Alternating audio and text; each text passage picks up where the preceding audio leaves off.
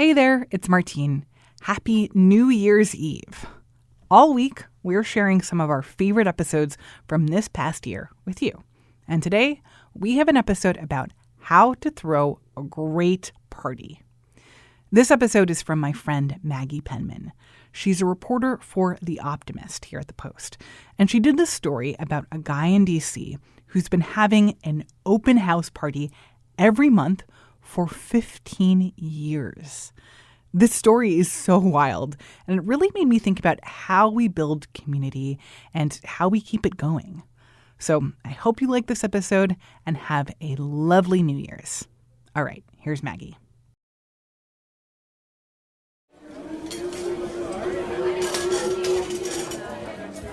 David Weiner is washing dishes. I'm David Weiner, and welcome to the 21st to 21. It's the 21st of the month, so his DC rowhouse is full of people. Some of them are friends he's known for decades. Some of them are people he's never met. It's a party basically for the community here, but it's the invitation is open. It was created with the idea of a big jam session. There's a jazz band playing downstairs, and the music is floating up through the house. A few of the musicians are professionals, but others are amateurs. People who showed up with an instrument and enough courage, liquid or otherwise, to join in. I did play the French horn, which doesn't work very well at one of these events. The price of admission is a $21 suggested donation. That just about covers costs and pays the house band. A bottle of wine or food to share is always welcome. And this party has happened basically every month for 15 years. It draws anywhere from 40 to 100 people of all ages every month. And the question I had for David is, how does he keep this going?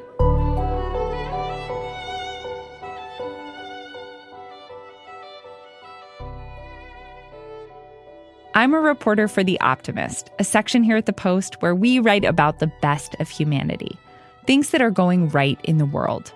Today, I'm bringing you along for some reporting I did about one person who is building community with an open door policy.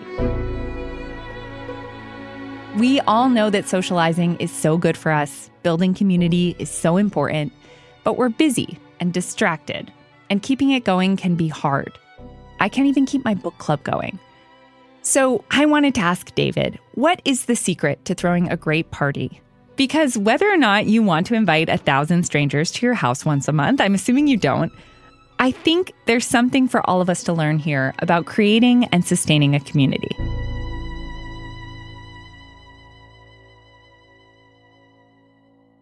When it comes to how he got here, the first thing David will tell you is that there's a lot that he's learned over the last 15 years. Originally, the first year, we skipped November and December because Thanksgiving and Christmas. But then he realized those were some of his guests' favorites. And it occurred to me that people would be coming to town and maybe they'd be looking forward to something to do. And that was absolutely the case. And so it was huge, and a lot of out-of-town people. David prefers the warm weather months, in part because he doesn't have to figure out what to do with everyone's coats.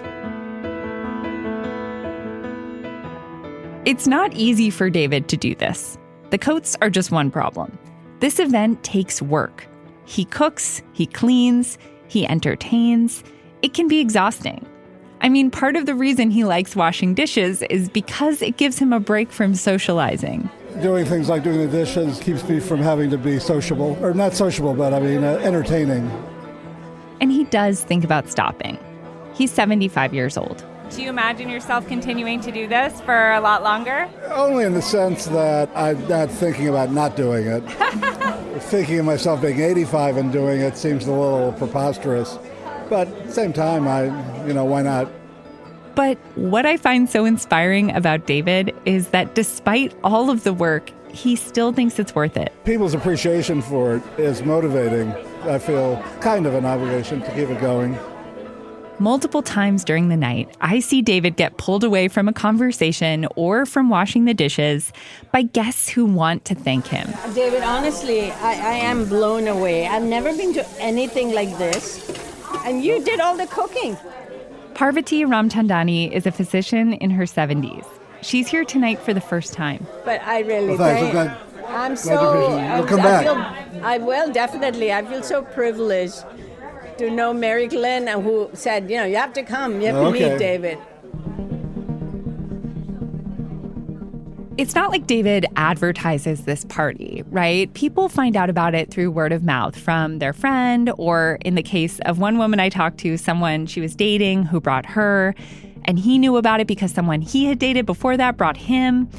Anyone who comes can add their name to an email list where David sends monthly reminders, which are forwarded and passed along. That email list now has more than 1,000 recipients.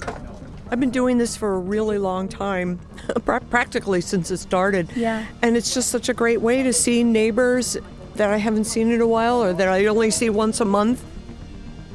Nan Raphael is sitting outside on David's roof deck. She's 70, she's a piccolo player, and she spent 26 years playing in the U.S. Army Field Band. In fact, when I first started coming, I would bring my piccolo and jam with the band, but I haven't done that in a while. Now, she mostly just comes to sit around with her neighbors, have a glass of wine, catch up, and listen to the music. After the break, the secret to what makes David's parties work so well, and how we can all replicate just a little bit of it. We'll be right back.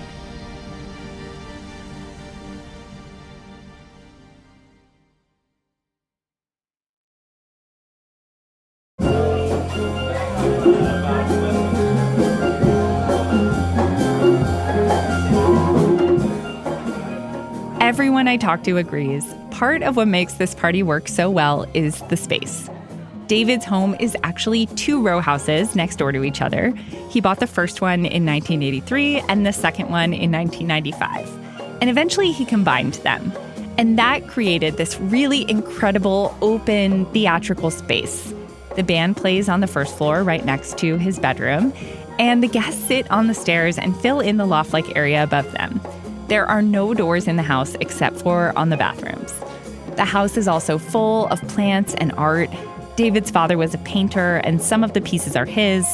Others come from David's world travels when he was making documentaries. And part of the pleasure of going to this party is just wandering around looking at all of David's cool stuff. Wow, it's a lot of new people already. It's popping tonight. Yeah, sure is. The turnout tonight is really good. Every couch and chair is filled.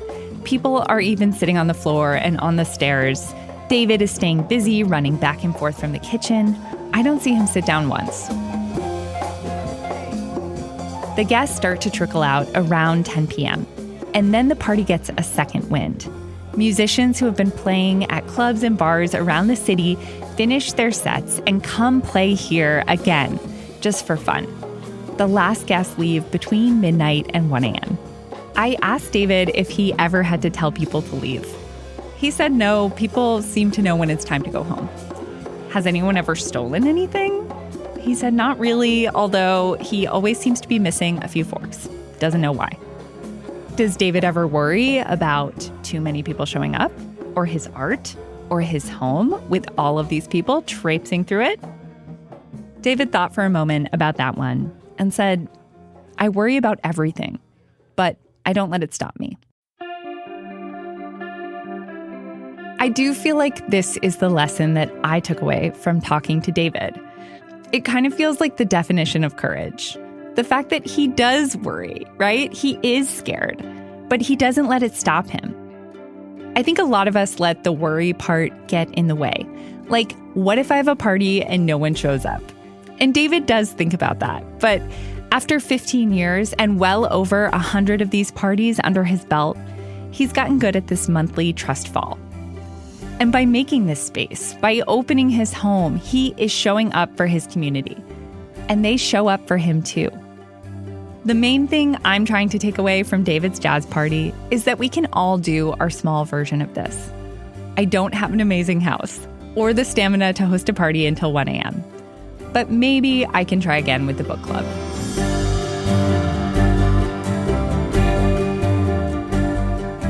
I'm Maggie Penman, and I'm going to be bringing you more stories like this one on the weekend, along with my other colleagues from the Optimist team. So please send us an email and let us know if you like it. You can reach me at maggie.penman@washpost.com. And you can find more hopeful and inspiring stories online and in our newsletter. We'll put a couple links in our show notes. Today's episode was reported and produced by me and Ted Muldoon, who also mixed the show. Thank you to my editor, Allison Klein.